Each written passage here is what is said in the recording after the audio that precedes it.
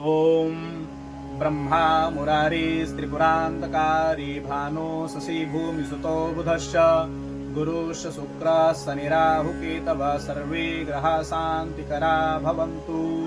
सूर्यादिनवग्रहेभ्यो नमः। अथ श्री नवग्रहस्तोत्रम्।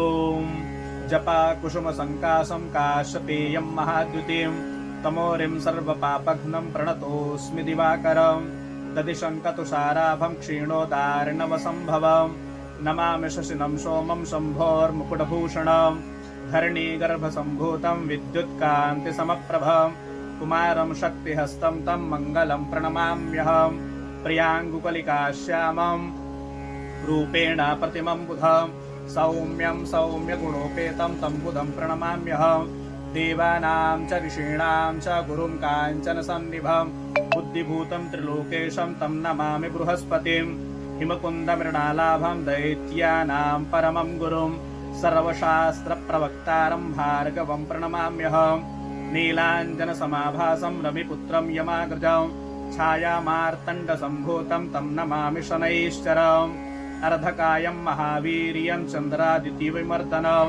सिंहिकागर्भसम्भूतं तं राहुं प्रणमाम्यहं पलाशपुष्पसङ्काशं तारकाग्रहमस्तकं रौद्रां रौद्रात्मकं घोरं तं केतुं प्रणमाम्यहम् इति व्यासमुखोद्गीतं यः पठेत् सुसमाहितः दिवा वा यदि वा रात्रौ विघ्नशान्तिर्भविष्यति नरनारी नृपाणं च भवेत् दुःस्वप्ननाशनम् ऐश्वर्यमतुलं तेषाम् आरोग्यं पुष्टिवर्धनम् महर्षि व्यासविरचितं नवग्रहस्तोत्रं सम्पूर्णम्।